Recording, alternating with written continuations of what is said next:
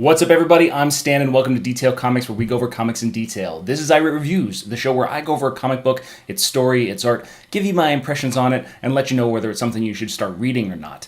This is going to be about a specific issue, and that is Black Hammer number 13. So Black Hammer number 13 is the conclusion of the primary story arc from Jeff Lemire and Dean Ormston. And if you saw that little logo on the actual cover of the book, that means that it just won an Eisner Award for Best New Series. So this is probably one of the most coveted awards inside the industry for comic books, so that's just a seal of approval that this is a great book. But let's get into the story.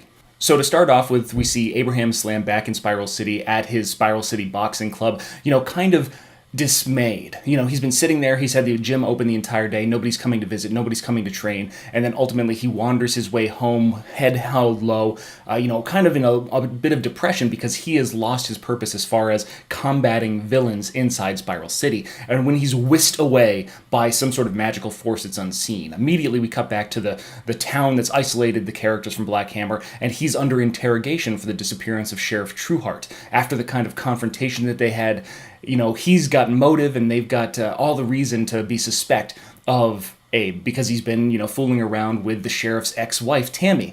Ultimately, Madame Dragonfly shows up, phases in, uses her magical mystical powers to convince the deputy and the sheriff, or the deputies that that Abraham Slam is innocent, and then they walk out and Abe's, like, hey, you didn't need to do that. And she's like, yeah, well, I don't need to do a lot of stuff, and immediately disappears. And that point in time, we flash back into the past, before this whole conflict kind of started. We've got Golden Gale, who's with Dr., Sherlock Frankenstein, whatever, and they're on their boat. They're about to have their happy ending when she's whisked away. And then we go through this entire series of these various characters, these main focus people inside this series, and how they ended up in the situation that they're in.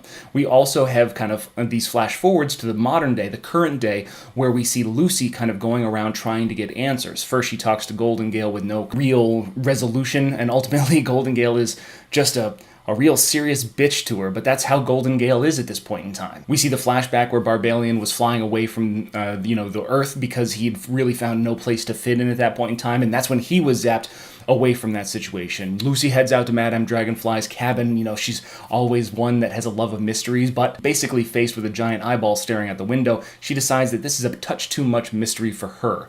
And at that point in time, we get into the real core of the story. Gathered by this Odin Highfather kind of parallel with the Black Hammer at the forefront, all these heroes of Spiral City, all these heroes are gathered together to face the anti-god who is encroaching upon this earth, upon this dimension at this point in time. And if anti-god sounds a lot like anti-monitor and all that kind of stuff, it's on purpose. But it's drawing parallels to, how all these situations happen. The Light Riders, the Golden Family, which is the Shazam parallel. All these people have been defeated, and the only ones that can really team together to destroy the anti-god are these five. Well, at this point in time, it's 6, but it doesn't really matter because it's really about how these lost souls, as far as heroes are concerned, are drawn back into service. And because of this, it draws some interesting parallels for Lucy, because she's going through and she sees that all these characters, she sees that Abraham, she sees that Gale, she sees that Barbalian, they've given up on the prospect of making it home. And with Colonel Weird kind of like in and out of the Parazone, it doesn't really matter what he thinks. And Madame Dragonfly obviously has some ulterior motives, especially if you've been reading the books previously.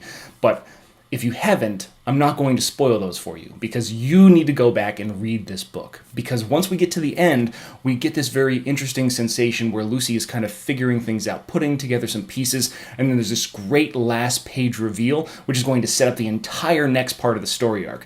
And because this is such a good book, I don't want to ruin it for you guys, but needless to say, it's a direction that I was anticipating it going, but it just shows a lot of promise. And, Jeff Lemire and Dean Ormston really have a great sense of where this story is going.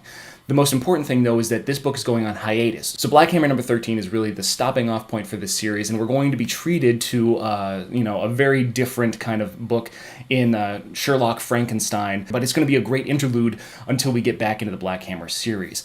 As far as the writing goes, the writing can really be described as an interesting breakdown of what happens when superheroes are no longer, when they go into that final rift, when they go into, the infinite crisis, when they go into these world-ending, cosmic-ending scenarios, and yet they don't make it back out. What happens to them then? What's on the other side of that black veil? And that's really the interesting breakdown on it, because if they've been there for a decade, there's all kinds of reasons why they would try to assimilate into that society. There's all kinds of reasons why they would lose hope in getting back to their own Earth. And the only character that was present that was really trying to get back home was ultimately destroyed. So you're going to have to go back in the book and read it, because it's definitely, it's a gripping kind of tale. I really like the personification of the characters, and I really like their character evolution over the entirety of the series.